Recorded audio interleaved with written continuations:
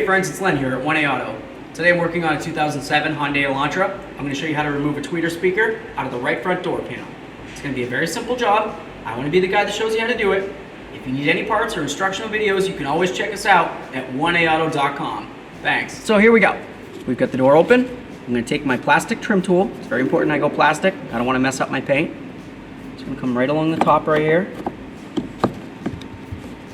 I'm going to pry this out.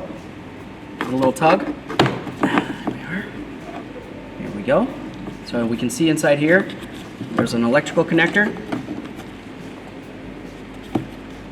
There's a little tab right there. I'm going to try to give that a push with my small pocket screwdriver. Like this. Pop it right out. Now we've removed our tweeter speaker. We have our connector, got our little push tabs. Let's finish this up. See if I can get this in here. I heard a click.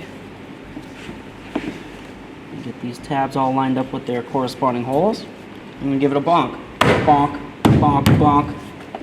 Feels good. Love it.